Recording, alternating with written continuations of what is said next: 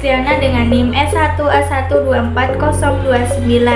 jurusan Ilmu Administrasi, Program Studi Ilmu Administrasi Negara, Fakultas Ilmu Sosial dan Ilmu Politik, Universitas Halu Oleo. Pada kesempatan kali ini saya akan mempresentasikan materi yang berjudul Infrastruktur Politik. Jadi, infrastruktur politik adalah kumpulan elemen atau komponen dalam masyarakat yang berperan mendukung dan memengaruhi proses politik, termasuk bagaimana aspirasi, kepentingan, dan kebutuhan masyarakat disalurkan dan diorganisasikan dalam sistem politik.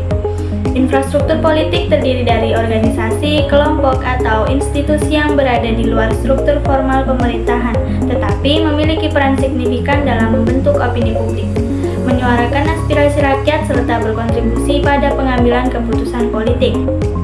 Infrastruktur politik adalah komponen-komponen masyarakat yang berperan penting dalam proses politik. Berikut adalah elemen-elemennya. 1. Partai politik. Partai politik merupakan salah satu elemen utama dalam infrastruktur politik. Partai politik adalah organisasi yang bertujuan untuk memperjuangkan kepentingan masyarakat melalui jalur formal pemerintahan.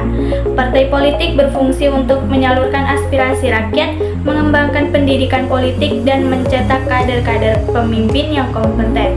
Selain itu, partai politik juga menjadi penghubung antara masyarakat dan pemerintah dalam menyusun kebijakan publik. Dalam konteks demokrasi, partai politik memiliki peran penting dalam memastikan proses pemilu yang kompetitif dan adil. Kedua, yaitu organisasi masyarakat. Organisasi masyarakat adalah kelompok sosial yang dibentuk berdasarkan kepentingan bersama seperti budaya, agama, lingkungan, atau isu sosial lainnya. Ormas berperan dalam menjaga harmoni sosial di tengah masyarakat dan memberikan kontribusi pada pembangunan komunitas. Selain itu, ormas seringkali menjadi jembatan bagi masyarakat untuk menyuarakan kebutuhan dan aspirasi mereka kepada pemerintah. Di sisi lain, ormas juga dapat menjadi mitra strategis pemerintah dalam pelaksanaan program-program pembangunan. Yang ketiga yaitu media massa. Media massa baik dalam bentuk cetak maupun digital adalah elemen penting dalam infrastruktur politik. Media massa memiliki fungsi sebagai penyebar informasi, pembentuk opini publik, dan pengawas kebijakan pemerintah. Media massa yang independen mampu menciptakan transparansi dalam pemerintahan dengan mengungkap isu-isu yang relevan bagi masyarakat. Namun, media massa juga memiliki tantangan seperti pengaruh kepentingan politik tertentu yang dapat mengurangi objektivitas pemberitaan. Keempat yaitu lembaga swadaya masyarakat atau LSM. Lembaga swadaya masyarakat adalah organisasi non-pemerintah yang bergerak di berbagai bidang seperti hak asasi manusia, pemberdayaan perempuan, pendidikan, dan lingkungan. LSM memainkan peran penting dalam mendukung masyarakat yang kurang terlayani oleh pemerintah. Selain itu, LSM juga melakukan fungsi pengawasan terhadap kebijakan pemerintah untuk memastikan keberpihakan pada kepentingan publik. Dalam banyak kasus, LSM juga menjadi katalisator perubahan sosial melalui advokasi dan kampanye publik. Selanjutnya yaitu peran infrastruktur politik dalam proses demokrasi dan pemerintahan. Infrastruktur politik memiliki peran strategis dalam memastikan proses demokrasi berjalan dengan baik. Yang pertama yaitu meningkatkan partisipasi politik. Salah satu peran utama infrastruktur politik adalah mendorong partisipasi masyarakat dalam proses politik. Elemen-elemen seperti partai politik dan ormas menciptakan ruang bagi masyarakat untuk terlibat aktif baik melalui pemilu, diskusi publik, maupun aksi protes. Partisipasi politik yang tinggi menunjukkan keberhasilan infrastruktur politik dalam melibatkan masyarakat dalam pengambilan keputusan. Yang kedua yaitu menyalurkan aspirasi rakyat. Infrastruktur politik berfungsi sebagai saluran komunikasi antara masyarakat dan pemerintah. Partai politik, ormas, dan LSM bertugas untuk mendengarkan dan menyampaikan kebutuhan serta aspirasi masyarakat kepada para pembuat kebijakan. Dengan demikian, infrastruktur politik memastikan bahwa suara rakyat menjadi bagian dari agenda pemerintahan. Yang ketiga yaitu menjaga transparansi dan akuntabilitas. Media massa dan LSM memiliki peran besar dalam menjaga transparansi dan akuntabilitas pemerintah.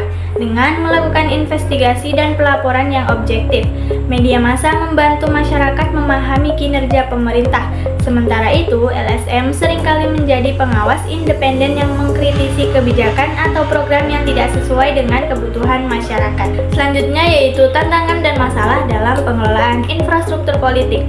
Meskipun memiliki peran yang sangat penting, pengelolaan infrastruktur politik menghadapi berbagai tantangan yang kompleks. Yang pertama yaitu korupsi dan penyalahgunaan kekuasaan. Salah satu tantangan utama adalah adanya praktik korupsi dalam elemen-elemen infrastruktur politik, terutama di partai politik. Korupsi seringkali merusak kepercayaan masyarakat terhadap institusi politik dan menghambat fungsi infrastruktur politik sebagai penyalur aspirasi rakyat. Yang kedua yaitu kurangnya transparansi. Transparansi merupakan isu yang seringkali diabaikan baik oleh partai politik, ormas maupun media massa. Misalnya dalam hal pendanaan, banyak organisasi yang tidak membuka sumber pendanaan mereka kepada publik. Hal ini dapat menimbulkan kecurigaan dan mengurangi legitimasi organisasi tersebut.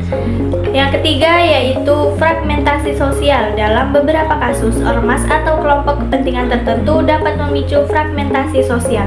Hal ini terjadi ketika organisasi-organisasi tersebut hanya berorientasi pada kepentingan kelompok tertentu tanpa mempertimbangkan kepentingan nasional secara luas. Fragmentasi ini dapat mengancam stabilitas politik dan sosial di masyarakat. Yang keempat yaitu pengaruh kapitalisme dalam politik. Pendanaan politik yang besar seringkali berasal dari elit ekonomi yang kemudian memengaruhi kebijakan pemerintah. Hal ini dapat menyebabkan ketimpangan dalam representasi kepentingan masyarakat, di mana kebijakan lebih berpihak kepada kelompok yang memiliki akses ke pendanaan politik. Yang kelima yaitu politisasi media. Media massa yang seharusnya bersikap netral seringkali digunakan sebagai alat propaganda oleh kelompok tertentu. Politisasi media ini mengurangi kualitas informasi yang diterima masyarakat dan dapat menyesatkan opini publik dalam jangka panjang.